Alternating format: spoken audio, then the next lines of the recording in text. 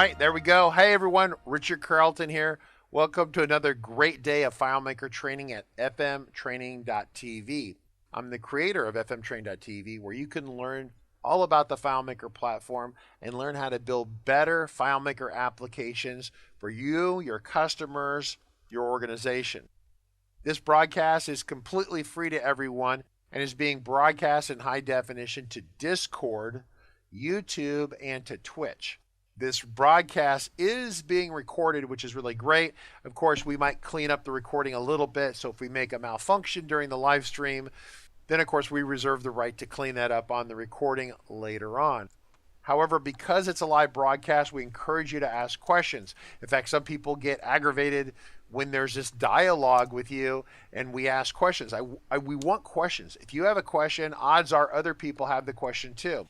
And so I want to thank everyone for logging in, Ken and TK and Dave One, Dave Learning, Ed, Elzo, Carol, Jake, Mike, all of you, welcome once again to another great broadcast.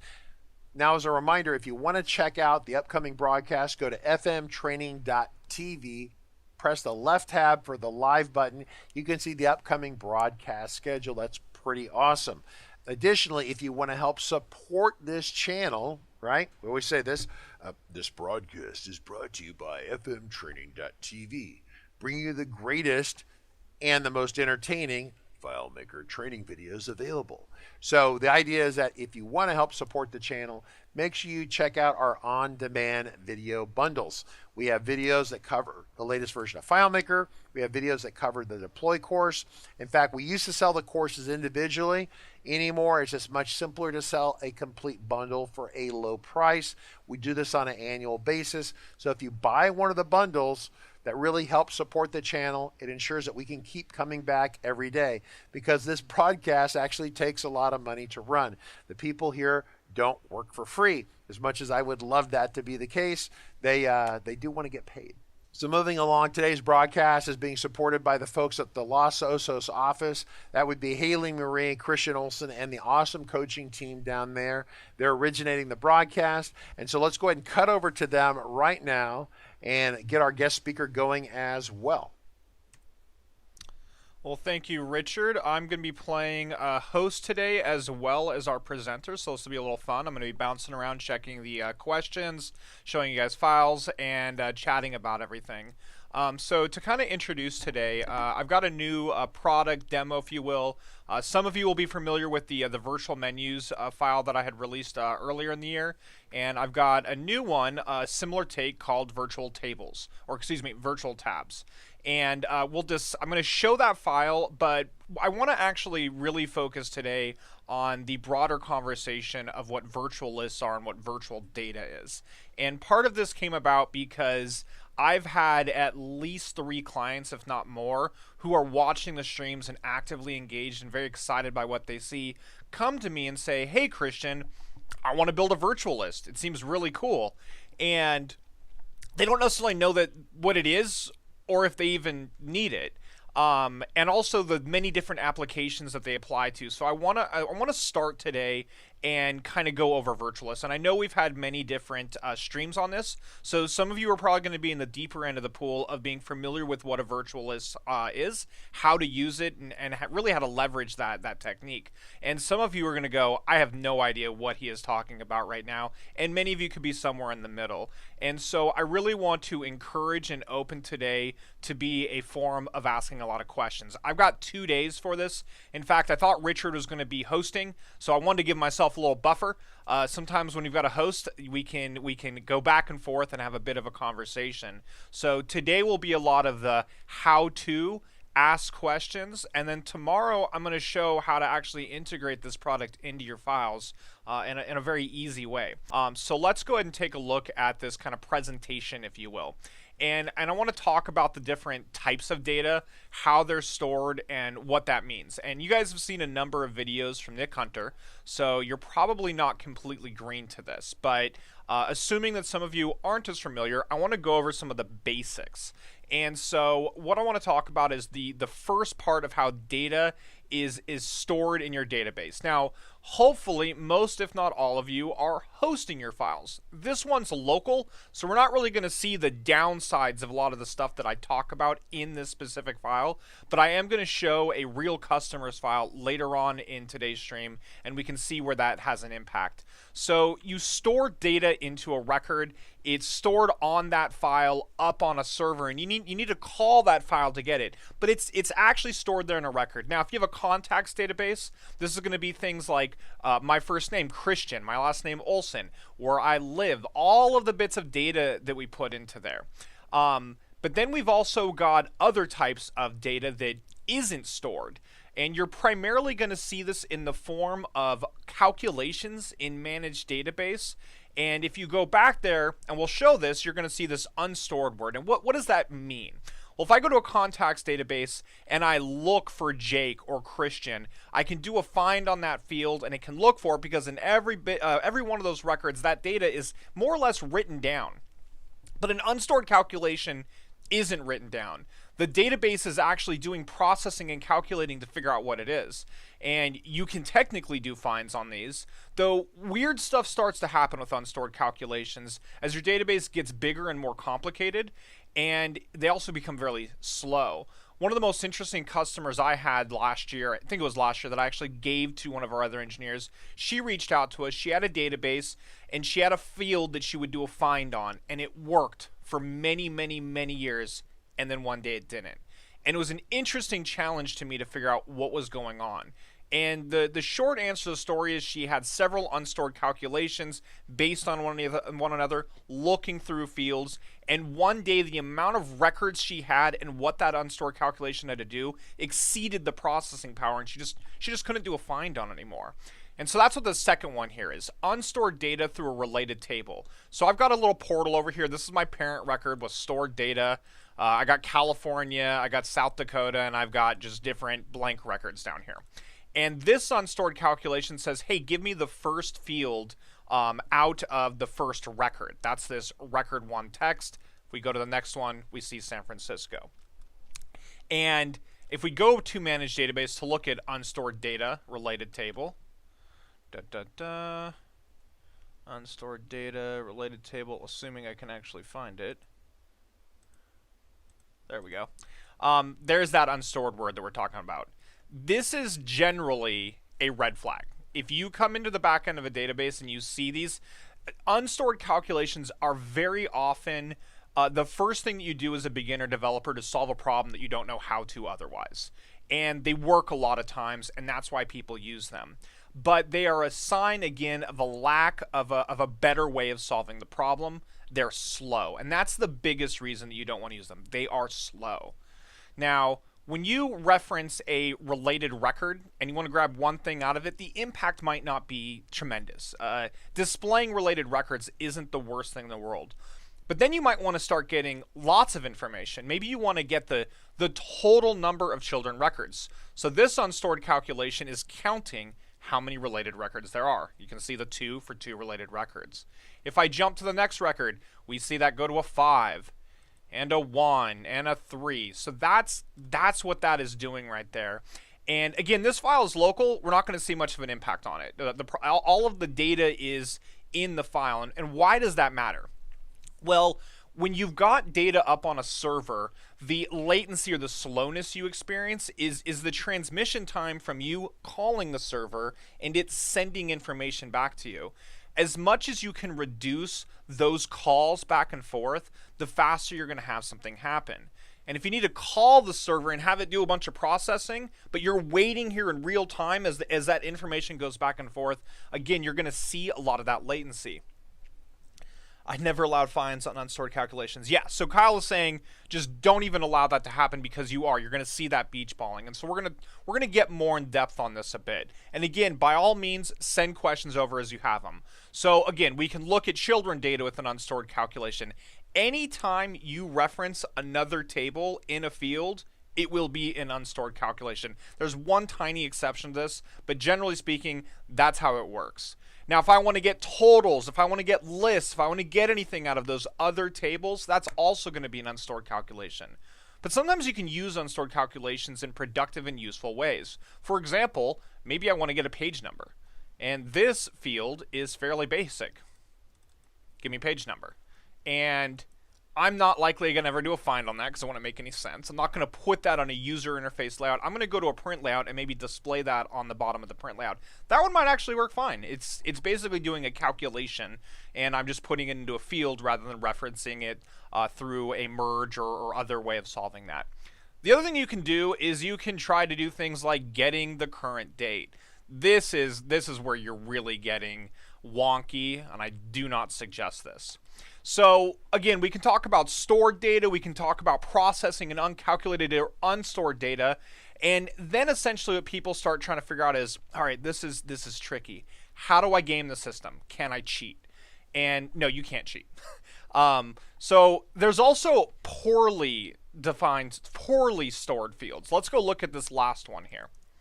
So this one right here, where is poorly? Get current date. Now, for those watching, I'm wondering if anyone can maybe guess what the issue is with having a calculation field that's stored and gets the current date. So I'll give you guys a chance to think about that here a little bit, see if we get any kind of answers coming through. There we go. Thank you, Scott. I figured somebody was going to get that. Jake, Scott, a couple of you have pointed out, yeah, that'll look great today, and then tomorrow and the next day and the next day, it's not going to work. My first year here, I was working on a customer's file, and we needed to figure out basically due dates or whatnot, and I tried to do something like this. And it looked great for my customer. And then like a week later, he reached out to me. He's like, Kristian, it's not working. Do you know what's going on? And that's when I started to learn my lessons of when things happen in FileMaker, when they don't. There's a great video out there called Shaking the Dependency Tree that kind of talks about this order of operations and when things happen. So if you think that you have found a way to do something that an unstored calculation does, and it's not an unstored calculation, I would bet dollars to donuts you've just found a different way of doing an unstored calculation. You don't get to cheat. However, there are other techniques that you can use to kind of solve this problem. So let's jump into this a little bit. Like, what is virtual data? Okay, so if it's in a table, if it's stored in a record, that is stored database data. But there are things that are happening on the local side that are not necessarily stored in the database. These are things like global fields. These are variables. You'll often hear the word session and user specific. That is, if I open up a copy of Starting Point, and I'll do this here real quick. Boom. And I go to the data viewer, I can see a bunch of global variables that tell me useful information about this session and this user. If you logged into the same hosted copy of Starting Point, the values that you all see on my screen right now could very well be different. For example, this says that I'm Richard Carlton because I'm on Richard's machine right now. But if you logged in, it might very well say Scott or Jake or Mikkel, whoever you might be. And this data isn't stored on the server. It's actually locally stored in the RAM on my machine. And so when I interact with it, when I access it, that slowness, that latency you get goes away. It's actually very fast to interact with. And as I'm going to do often, I'm going to kind of look at the questions here. Paulo, yep, you got the answer on the calculation there. Love using the let update trick. Yeah, Moki, so that is the one way that you can kind of get around the grabbing local data. It's something that I like to do with the self-calcs. I'm not going to really focus on that too much today. I don't want to confuse people in the difference between these. But now let's dive into the very, very basics of what a virtual list is. So you need a couple precursors to make it work. The first thing is you need a table. I usually call this the virtual table or virtual list table. And you need to create a field that is usually referred to as N. I didn't make this up. I'm not the inventor of this. These things have been around for a long time. And N is a serial number that counts from 1 forward. Then you need a bunch of blank records, and I'll show you what I mean by that here in a moment. And then, and here's the counterintuitive part, virtual lists are built with unstored calculations. But we're now going to use virtual data or RAM. And I'm going to come back to why you can use an unstored calculation in a virtual list and have it be really fast. The first thing I want to show you is that virtual list table at a basic glance. So if we go in here to virtual list, There's that N field. Just a serial number that counts up, okay? And if we go to the table, you'll see that I've created 30 blank records for this table. That's it. And then I've got a couple other fields in there. So let's go take a quick gander at what's going on here. So the first thing I'm going to do is I'm just going to make a return delimited list. This is something I've talked about at many of the streams that I've gone to, and it's something that all of you aspiring or experienced developers should get very proficient with. This is like your screwdriver and handle right here. And so I'm going to go ahead and put some pet names. So I got Bose. Bose my dog, some of you guys have seen. I got Shadow at home. I used to have a dog named Tanner, and Johnny T was I think it was not a hamster, a guinea pig. We got Reba the dog, a lot of dogs, not too many cats, and I'm going to click out of here, and boom, I've got that return delimited list displayed in this this portal. And let's go take a look at the virtual list at a closer view. Go ahead and close this up a little bit. So our virtual list here is that table that I mentioned with those 30 blank records. And suddenly, the values of that return delimited list are being displayed in there. So what's going on? Well, this first field, if I can find it, is a fairly basic calculation. Get value of the global values to the nth number. So let's go look and see what that means. Because some of you might be very proficient at this, and some of you might not be. So this is that global field right here. G values. And when you do the get value, you can basically put this list in there and say, hey, I want the first value, the second value, the third value, what have you. And N is really useful for us because it just counts. So I can get the first value, the second value, the third value, the fourth value. And I'm doing it with an unstored calculation. So why is the unstored calculation that gives me things through relationship so terribly bad and should be avoided at all costs? But this unstored calculation is extremely fast.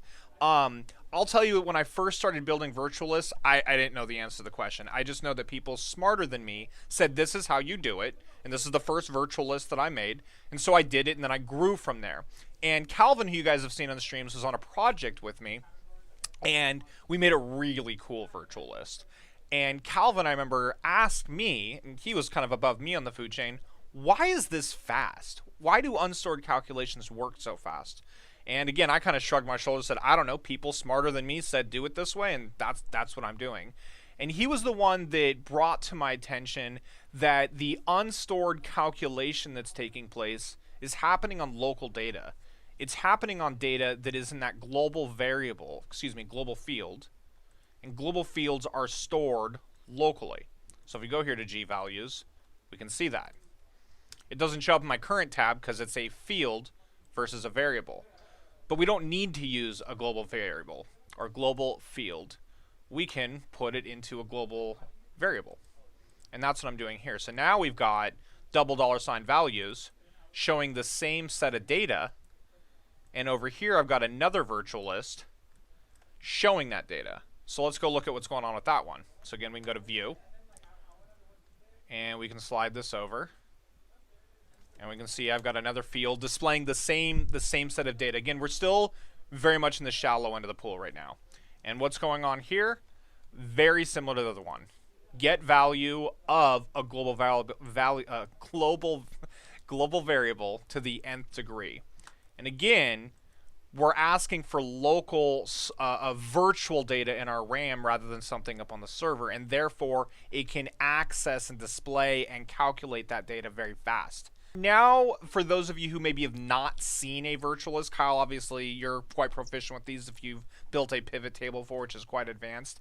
But just this basic idea that you can store things in a list in a global variable or a global field and then reference that with the virtual list. It's something I would suggest if you've never made a virtual list, just start with that. That's where you can kind of get your feet wet. So that gets into a little bit of this hostal versus local data. Now, you guys might look at this and say, okay, that's great, Kristian. You made a list of your pets. We can do red, blue, orange, whatever that might be. Cool. That's a cool little trick. Oh, look, they have different data there. We're going to talk about that here in a moment. But what does that actually mean? How do we use this? Okay, so let's go to the next area of this. So now we can talk about more complex data. Okay, it's not often that you're going to need to just simply display a list. That's my first virtual lists were just lists of data, and I got pretty far with that.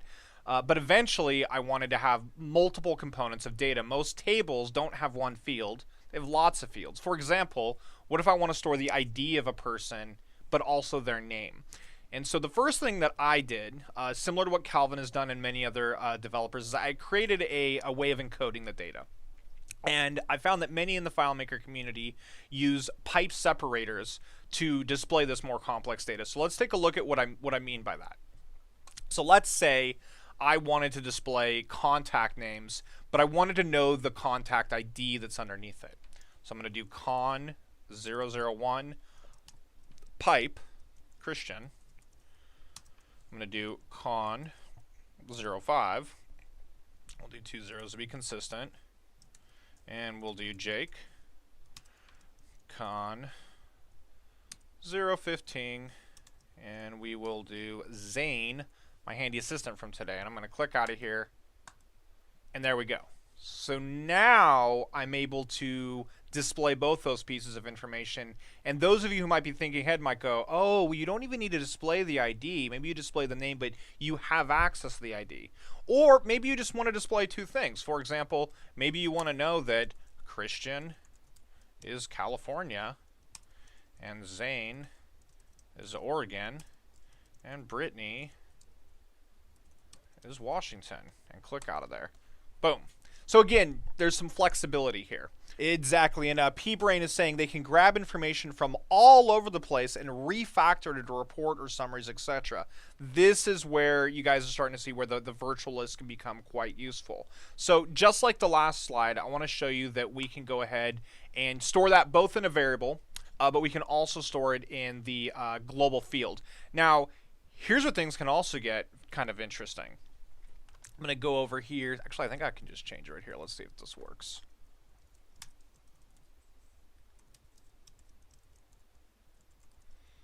All right, con 02, Andy, con 50, Austin. There we go. And you might have saw this in the last slide. I didn't mean to actually throw it out too early.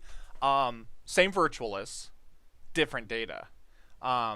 So where I've used this, I actually have a couple customers where we need a couple virtual lists really close to each other.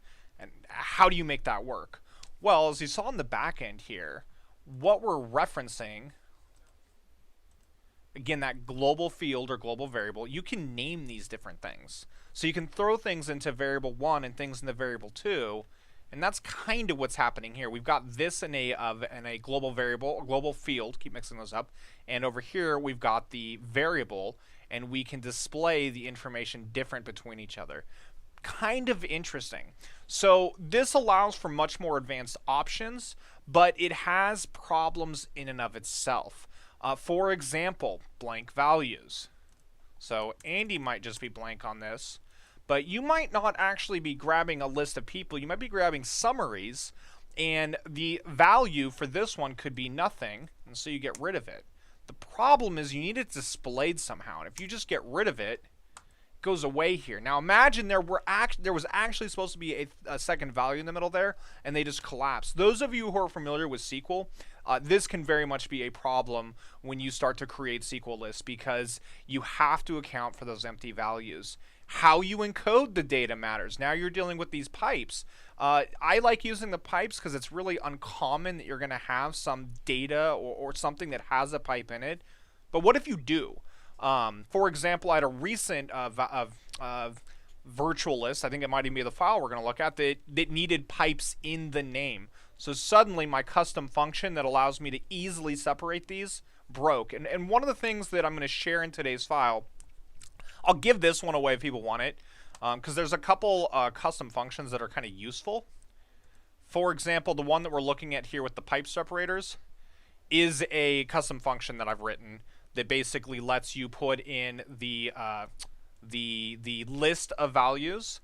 Then you can say which field you're looking for. Is it the first field, the second field, the third field, and then also your nth. And by first, second, and third field, what I'm referring to is this would be the first field, second field.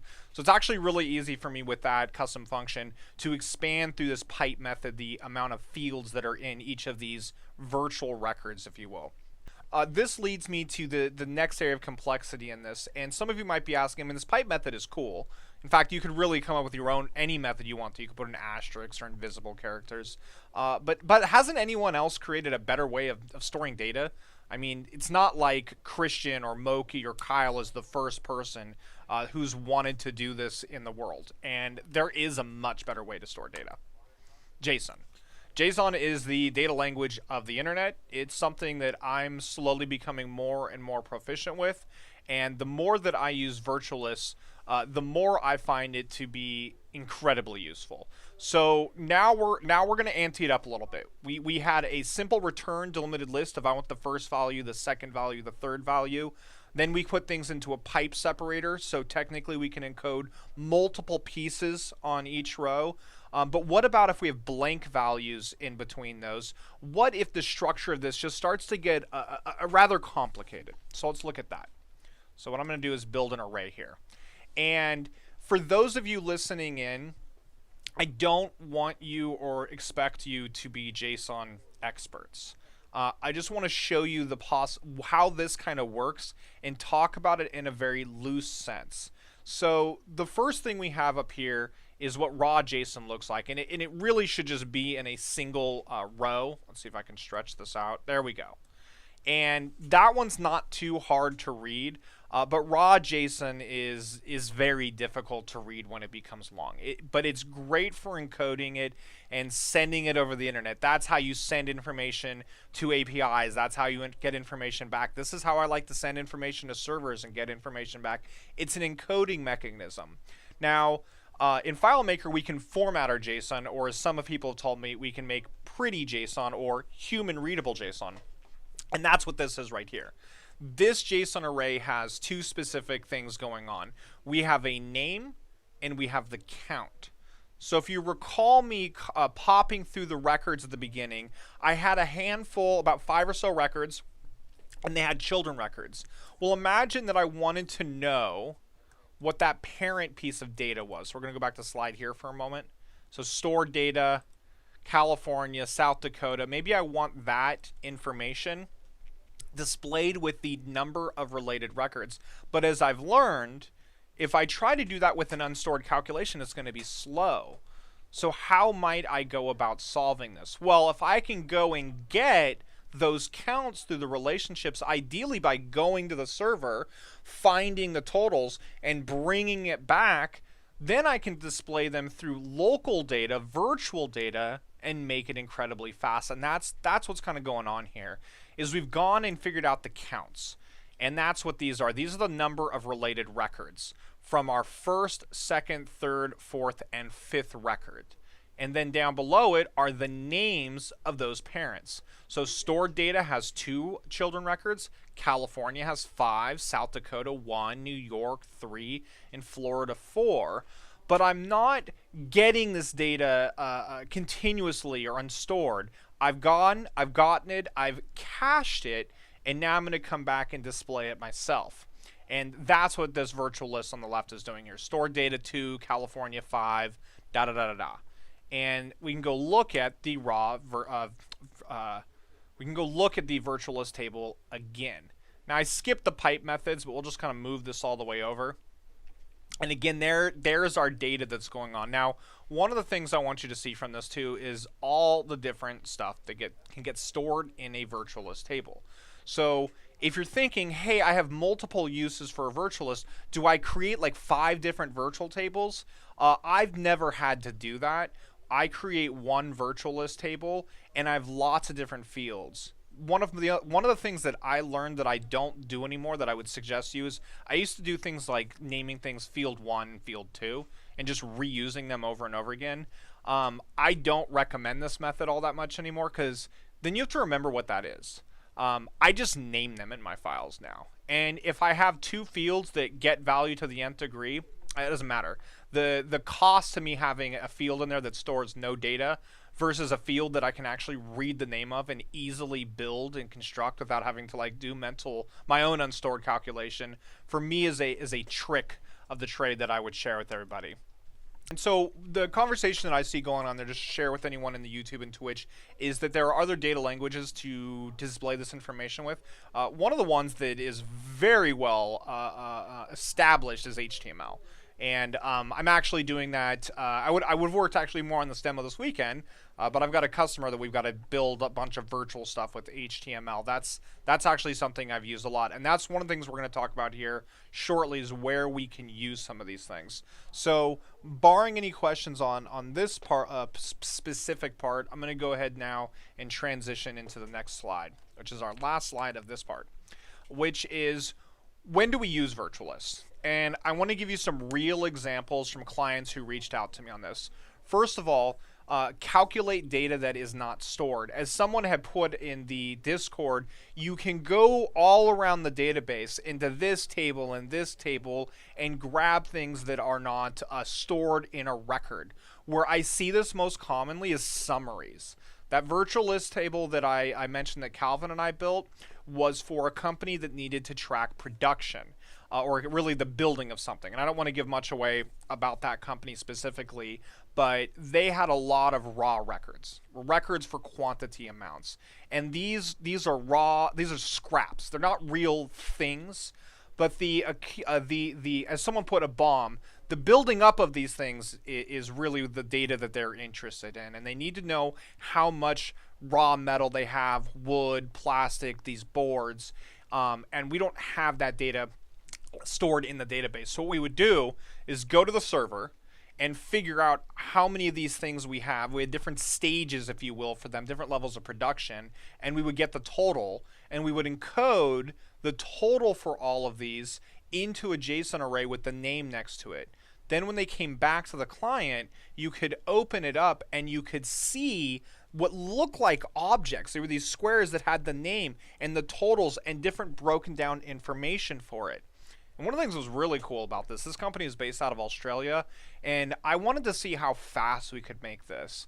The latency between a signal from here to Australia is around a second or so, and we got that virtual list table working in about a second or less. That is, it could go to the server, grab all the summarized data, build the JSON array, bring it back to the client, and display it on screen in less than a second of clicking the button. Now, let me tell you, if you wanted to display all that as unstored calculations or process that data locally, especially over a very wide area network, like the international, you're not talking about less than 1 second. You will start to see that rainbow wheel of death, the summarizing screen that something is happening. It takes a huge dive. The other one is, maybe I had a client who said, hey, when I go to the suppliers section of my database, I want to see the top 10 suppliers. And the way that I'll know the top 10 suppliers is I want to know their total sales or purchase orders from the last year. And I also want to know the current purchase orders total that we have made year to date. So this isn't even data that we could store in records if we wanted to, because if someone opened in the morning or the afternoon, that data could change. And the number of purchase orders in the system is very large, and you're talking about a very weird subset of data, 1 year, and then also year-to-date current, so every time you open, it's always different.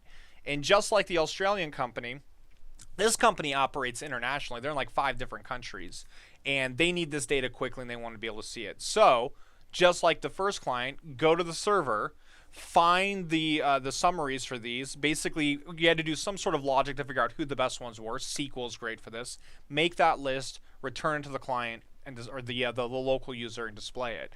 We had someone in our tech support this last week, Thomas, if you're listening, who wanted to do an export. And his export is essentially, he's got a bunch of products. He needs to know how many of all these products he has, and he needs to export it. And as I mentioned, if you can go and get the totals, store that into a variable, you can export a virtual list table, which is a lot faster than creating and deleting records. If you have a process where you delete hundreds or thousands of records and then you delete them afterwards, that can be a sign too that you're maybe doing something not the best that it could be.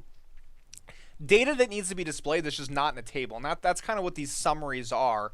I use it for things like, what do you call it, value lists, and that's one of the things on your special value lists.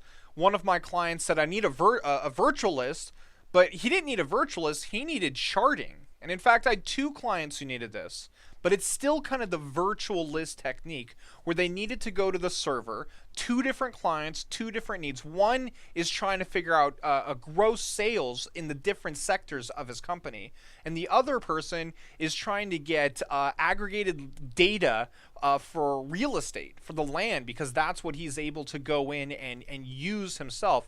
And so we go to the servers, we find that information, we store it into a list, we bring it back, and we can display that list data in the charts. I've got a client who might very well be listening right now who has a client himself who thought it'd be really cool if they could see the last 5, 7, 10 contact records visited. So every time they go to a contact record, it encodes it into some JSON.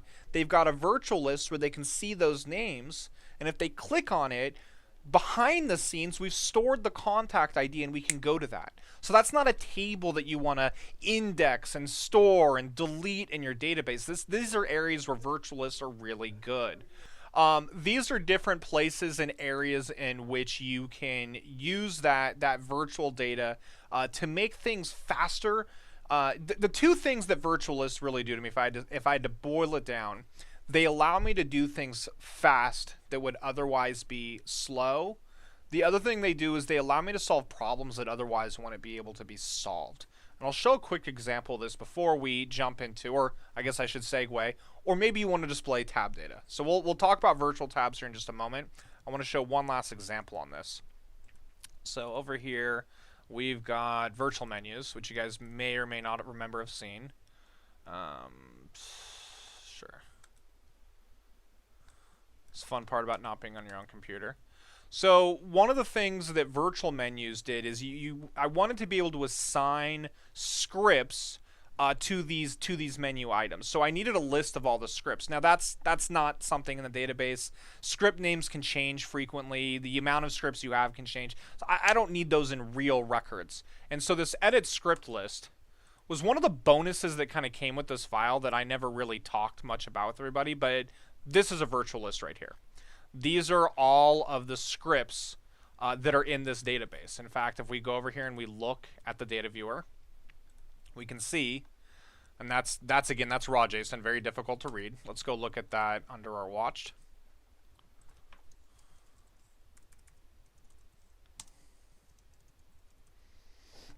So these are the underlying IDs for all the scripts in the file, and then much more useful to people are the names. So here's the names of all the scripts in the file. So again, as I mentioned with my client who wanted to be able to display names but hide the ID, here's a perfect example. You see the name here. We'll close this. You see the name of the script here because that's what people know. They don't know IDs. But when you click on it, I don't want to store a name because people are going to change the script name at some point or could change the script name. And I hate building fragile code.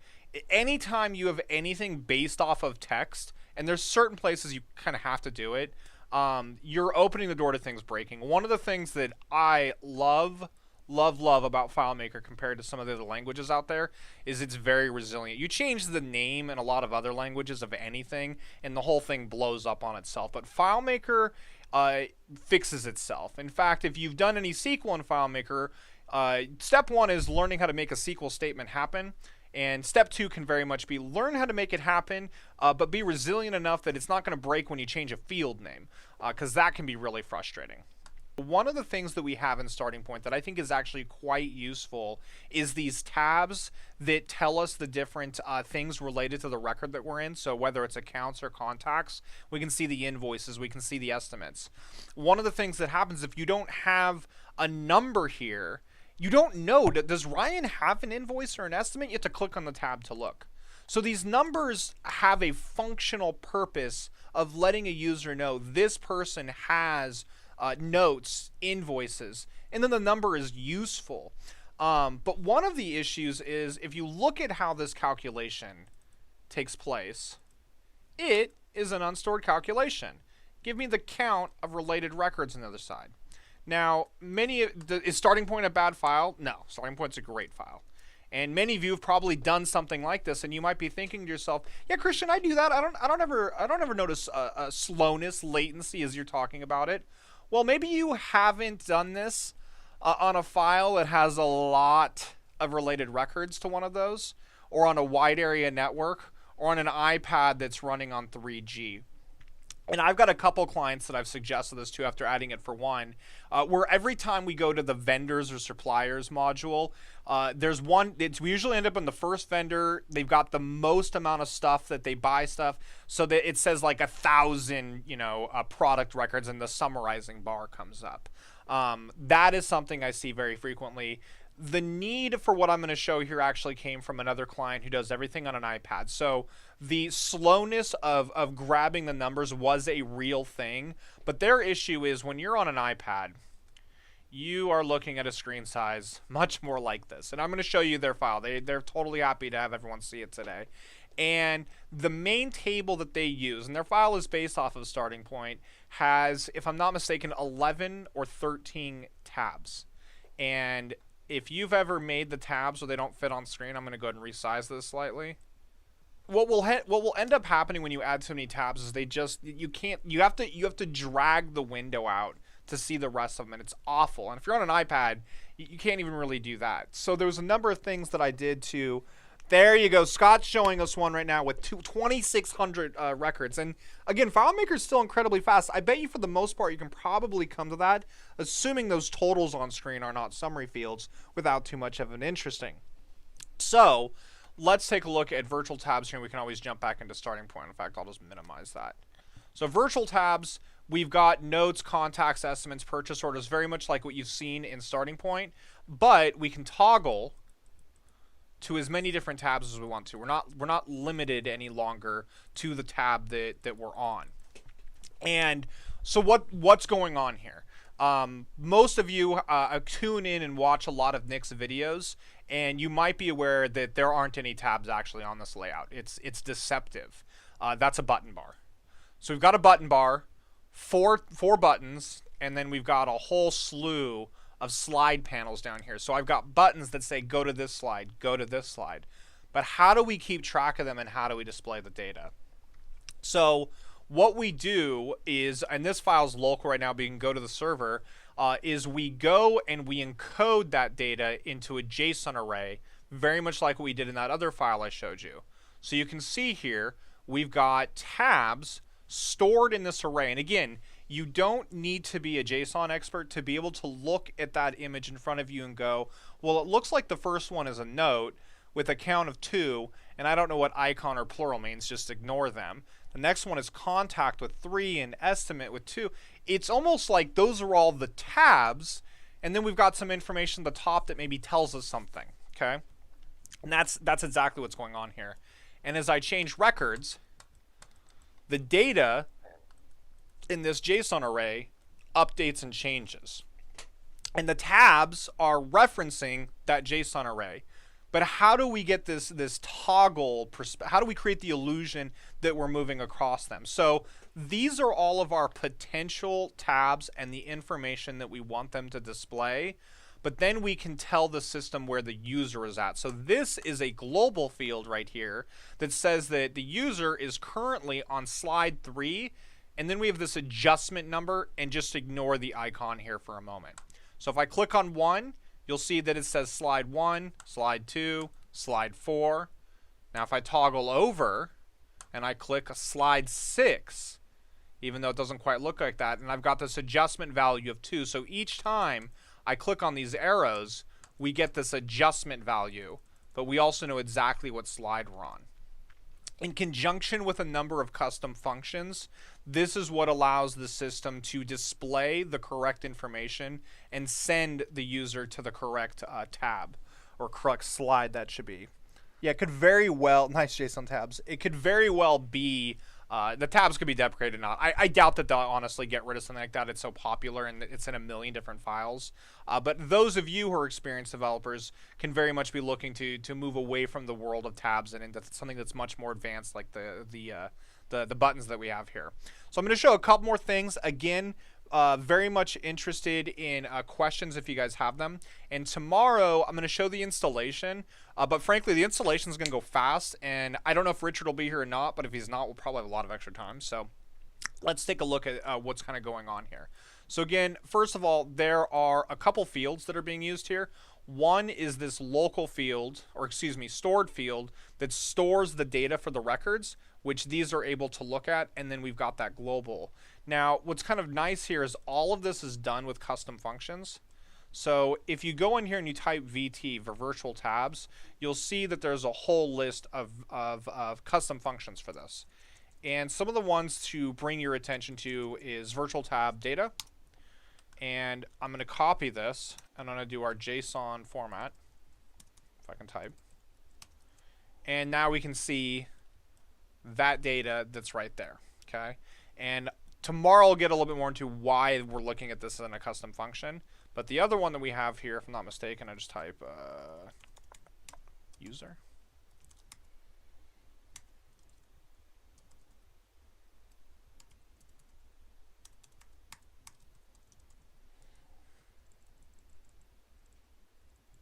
There it is. I don't know what's coming up.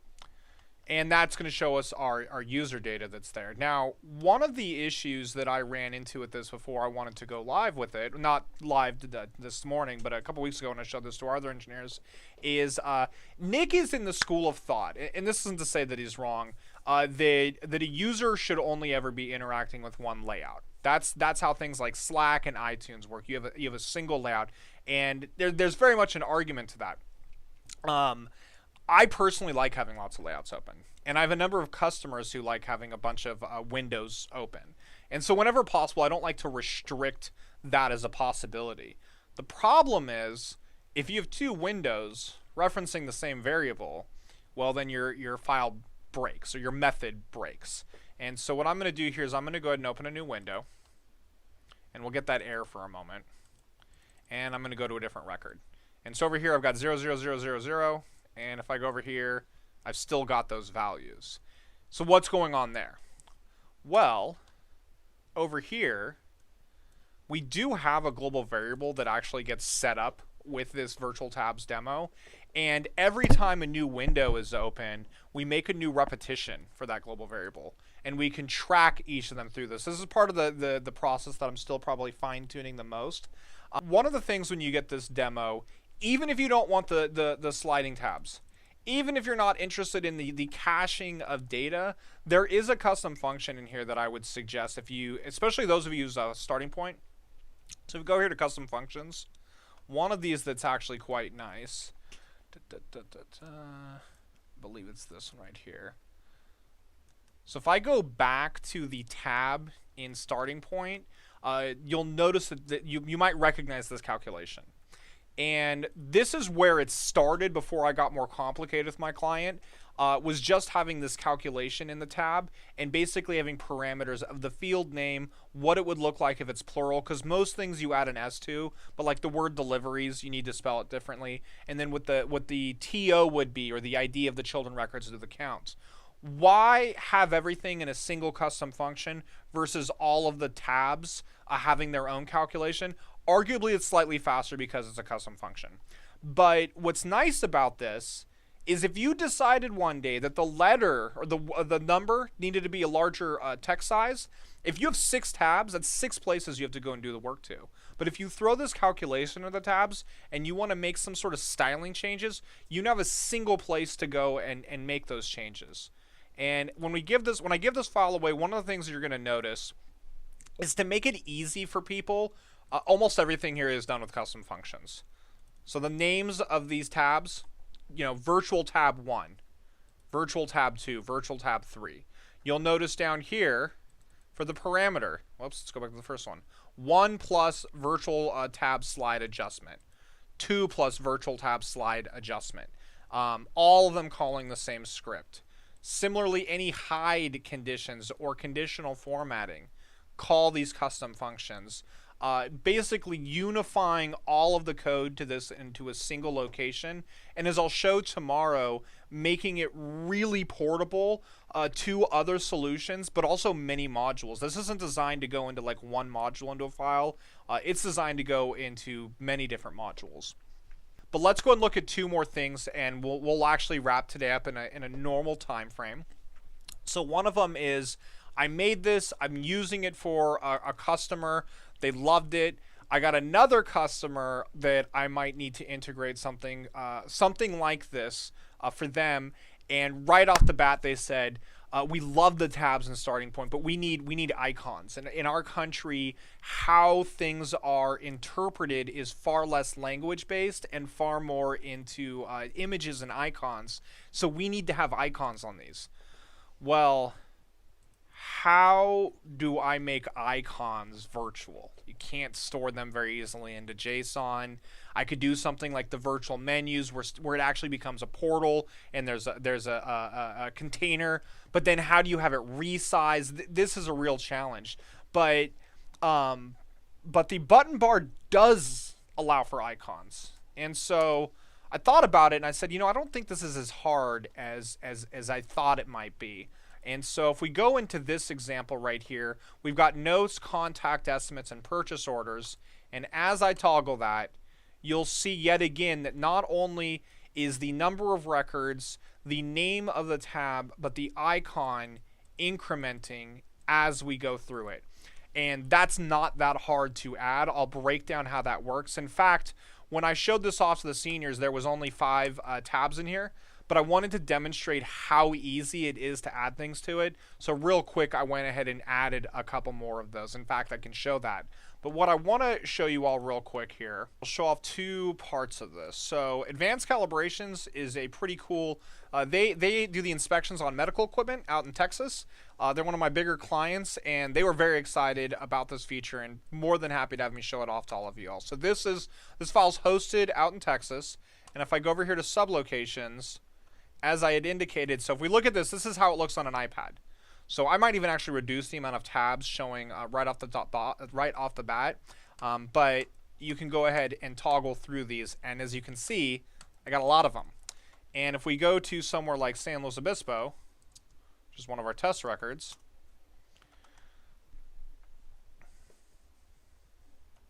you doing a find? Something like something. There we go. Now that number jumps up. But again, that number's cached. It's not having to get it on demand as I toggle through these or as we come to the record. The one thing I'm still working for in terms of speed on this is, and there's a couple different reasons in this file, but there's a little bit of a lag as you go to load a file sometimes, or load a record. But again, I can actually open a new window and go to another module. The second window, for reason, displays the error. That's something I'm still working on. So both of these modules are using the virtual tabs, and I can open a third one, and I can go over here to vendors. Now on these ones, you'll notice there's no arrows. I didn't necessarily need that. To go back to like Scott's picture, there were 2,800 records. You can see there's 598. Some of these records, as they would go into it, they'd get that summarizing. Especially when my client's on his iPad in a poor networked area. The last thing I need is any sort of slowness or constriction of what they have on screen. So I spent a little bit more time on the lead up to this, but we've got a full hour again tomorrow to dive more into it. So if there's any questions eating away at you, is this this one right here is the iPad client. So the way, not that one right there, right here. So the way that he preferred we build his file to save on costs is everything's just built to work on an iPad, and they'll use it on their desktop as well. But most of the work on this file is all done on an iPad, and this is the main module that they come to. Other than doing the actual inspections themselves, the main place that this client really interacts with the database, I'm not really showing that off. This is where they go and they get the information for their clients, which they track as a location. Client would be the parent, like a McDonald's. The location would be all the different places that those are at, and then you can see all the different records that these different locations have. S&P reports, purchase orders, bundles, reminders, and whatnot. Some of these obviously have very little in them. So I want to give that's how to build 2, iPad first, desktop second. iPads are a challenge. I think that they're great that we have them in the world. They really open the door to people using things like FileMaker and whatnot. I hate developing for them. It's a pain to test on because you got to you really, to do it right, I've got to have the iPad out and I'll build something like I had this search bar over here, so you can go look for a record like San Luis Obispo. Works perfectly on the iMac or the MacBook Pro. Doesn't work on the iPad. It just does something different. But more than happy to develop anything for my clients that want to have something on an iPad. Less space, more. Yeah, the iPad, you need to make everything bigger, and you have less space to deal with. It's like, thanks. Let me. But it also creates unique challenges, and I think most of us that are probably here right now watching this like to solve puzzles and problems, and so I often try to think of the iPad as just a really good puzzle. How do you get all that information on screen without it taking up too much of it? Like these clients, I felt like at a certain point they needed a master detail, but even they were like, but Kristian, we'd have to move everything around and that'll take a bunch of time. So I said, well, you know what, why don't we try this out? Why don't we have it come out in kind of a hidden menu so you can interact with it? If you like this, we could always do a redesign, and then you can hide that. That's a feature I've built for a number of clients that really like it. Kyle's got some examples. Oh, look at that. I use a developer button that has all the different screen sizes. Beautiful. Yeah, the hidden menu is actually another great demo. Not mine. Wish I could take credit for it. So I don't know if I have any other specific questions on this right here, but again, you can kind of see on a hosted file that this works. It works fast, and you're not limited really at all in the number of tabs that you want to display, assuming for you or your client it's okay that you have to toggle kind of through those. For these clients needing 13 tabs with portals in them, this was a good way to solve it. I've actually talked with Nick on some other ways to help maybe even reduce the number of tabs. And tomorrow, for those of you coming back, I know most of you are regulars, please think about any questions that you might have. I want to make sure that I get a chance to answer anything that people have on these. I'll see about sharing the file tonight. That way you guys can maybe tear into it and come up with more specific questions on what's going on. But tomorrow I'll walk through how to install it, which it's really cool. I can do it in like 5 minutes. So that'll give us actually quite a bit of time to talk about what's going on under the hood and what takes the most amount of time about actually adding this to a file. Adding the file itself is a snap. And then we can also dive into how the icon portion of the button bar works, because this is another cool trick that's kind of separate from the virtual tabs. The last thing I kind of wanted to tidy up on all this is, the virtual menus was the first one I made, but virtual menus started off as a virtualist that transitioned really into more related records. And so I'm hoping that at least with today's session, this is much more focused on the virtual data element of things, that if we store things in lists, pipe separated, JSON, HTML, whatever it might be, that you're able to solve problems for you that would otherwise be quite difficult or impossible, and you can also make things really fast. So now any of my clients may be watching this, or those of you who have other coaches and whatnot, I just want to make sure that when people come and ask for things like virtualists, that they actually know what it is and that it's a good solution for them, because some of the first few people that came to me, they wanted a virtualist. They had no idea why. It did turn out with most of them that it actually made a lot of sense. So I appreciate that, Kyle Williams. So the card windows is very useful. Well, I appreciate everybody coming out here for today. So we'll have a follow-up tomorrow. By all means, like I said, I sound like a broken record. Post any questions you have, and I'll see about getting this file shared. No promises today because Richard's on the road, but it will definitely be distributed. So I think that's about it. Thank you all for coming in, and I'm looking forward to continuing the conversation tomorrow. Bye, everybody.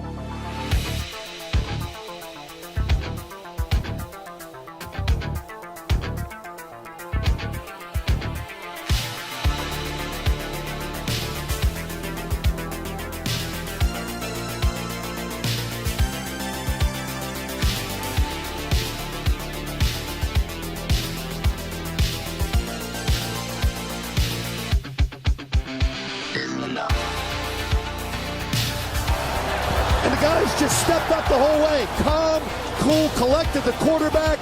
Great read, good patience.